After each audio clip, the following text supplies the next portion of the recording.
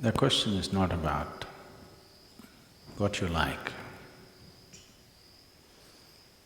The question is about, does everything around you like you? Have you made yourself in such a way that nobody can help liking you?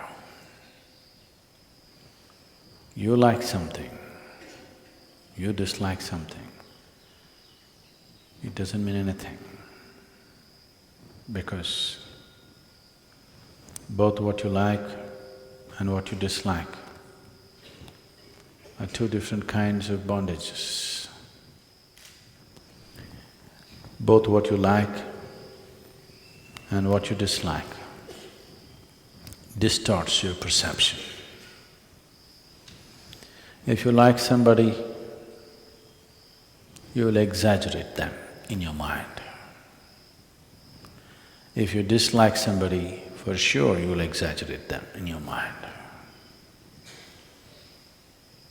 Exaggeration means you are unable to see things as they are. If you're unable to see things as they are, you can never handle life the way it should be. So liking and disliking exaggerates either in positive ways or in negative ways, but it exaggerates or it distorts life. So what you like is not important. Have you made yourself in such a way, not just people, just everything likes you. Every creature around you likes your presence. Even the flowers, the plants and the trees like you. How can the plants and the trees like me? They are very sensitive to who you are. They are extremely sensitive to who you are. They respond accordingly. If you make yourself in such a way that the very earth that you walk upon likes you, then you will see everything in your life will become a blessing. If everything around you dislikes you, you will see everything that could be well-being could become a curse. Right now, there is no curse sitting upon human life.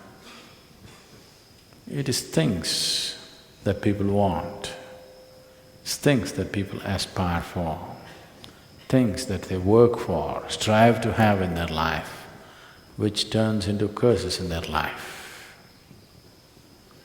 Their work, their property, their relationships, their own body, their own mind, which is the cancer of their life. Misery is not reigning.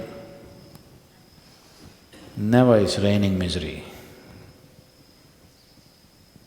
It's just that things that you like have become source of misery.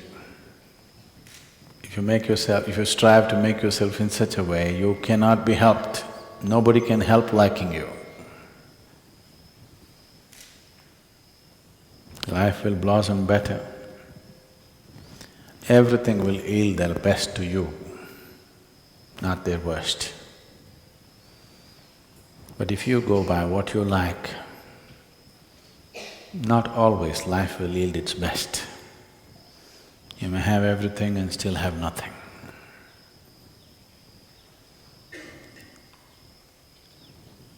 So spiritual process is not about pursuing what you like, it's about striving to make yourself in such a way, even the birds like you, the squirrels like you, it's about making yourself in such a way that every atom in this existence likes you, wants to yield to you. If existence does not yield to you, you do what you want, nothing will work in real sense. You may do something, you may become something, you may earn a living, you may make a living, but nothing will happen. You'll just go through a cycle without nothing tremendous touching your life. So those of you who are living in the ashram, I want you to learn to stand, walk, sit, breathe in such a way that even the stones around you like you.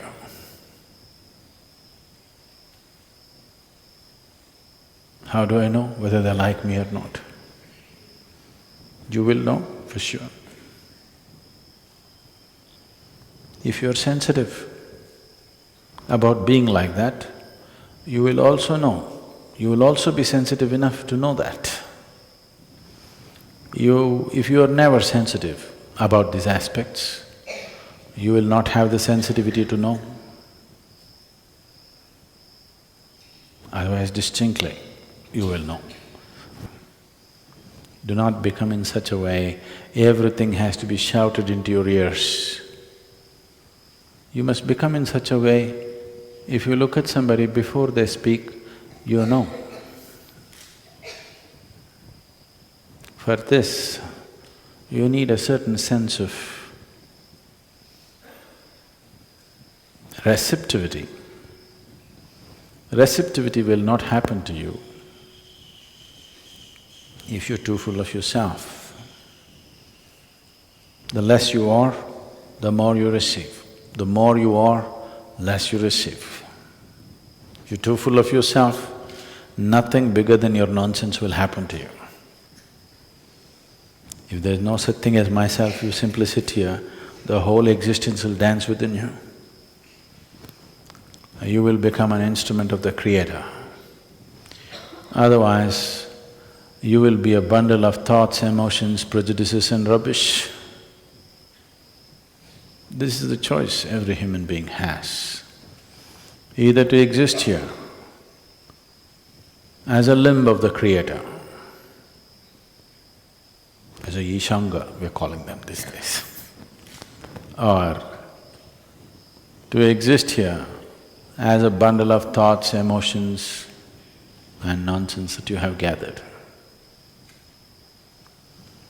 This choice is available to us every moment of our life, continuously choosing to be like that. If this striving is there, it will deliver you to a different place of gracefulness, where every stone, every pebble, every rock, every tree, every atom in the existence speaks to you in a language that you can know. Otherwise, you are alone in this vast existence, feeling constantly insecure, unstable, psychologically challenged. It's a choice. It is not a gift, it is a choice. One makes the right choice, right things will happen. One makes the wrong choice, wrong things will happen. It's a very fair and just existence, I want you to know. It doesn't spare anybody. It doesn't spare anybody. It's not like a social structure that some people can get away with wrong things. In this existence, it doesn't spare anybody. It doesn't matter who you are. If you jump off the roof, the earth will break your leg. Yes? Raja, Ranka, Fakir, everybody. Nobody is spared. Doesn't matter who you are, no exemptions. And nobody is barred. Anybody who is willing, for everybody the possibility is open. For everybody, the stick is also there. You make the right choices, everything is open. Make the wrong choices, everything will need you in a different way. So if pain comes, suffering comes, misery happens, it's not time to look around. This is always the problem. If you are miserable, you think somebody else need to be fixed. No, no, no, no. If you are miserable, this needs to be fixed, not somebody else. No, I'm miserable, fix the situation for me. No, no, no. If you're miserable, who should be fixed? If you are sick, who should be given the medicine? Shall we give it to somebody else when you're sick? If you are hungry, shall we give the food to somebody else? No. It only works if you give it to this, isn't it? If food is like that, medicine is like that, is that not true with every other aspect? That if you are miserable, something else or somebody else need not be fixed, only this one needs to be fixed. Just to understand this simple fact, people take lifetimes. They think something else has to be fixed. On a certain day,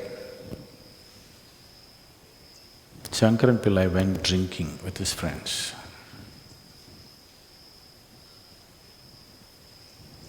Yogis and drunkards both are timeless, you know.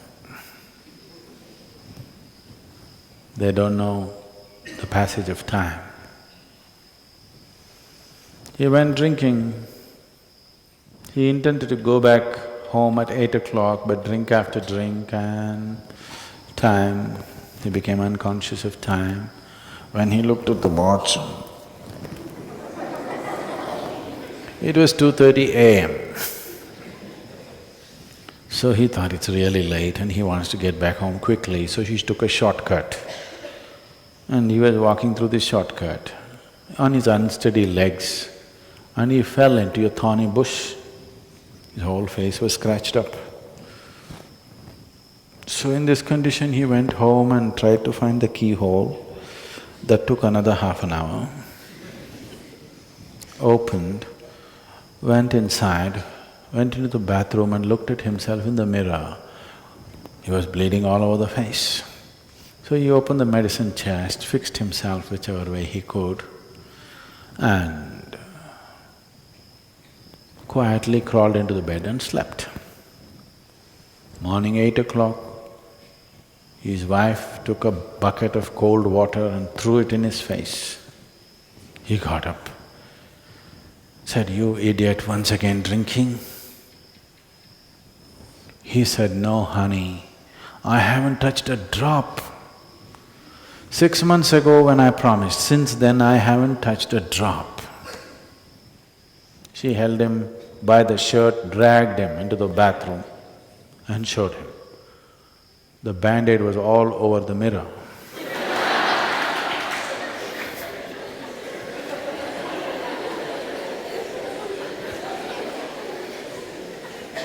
Doesn't work like that.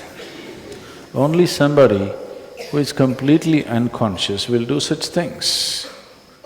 If it's hurting here, you will fix it there, because you're completely unconscious or inebriated. So whenever you're miserable, you want to fix that one and that one and that one. No, no, no, this one needs to be fixed. If you put band-aid on the mirror, it doesn't heal your wounds. You have to attend to the wound. And both your miseries and joys are caused from inside, so it needs to be attended here, not somewhere else. The sooner you learn this, the more graceful and wonderful your life will become.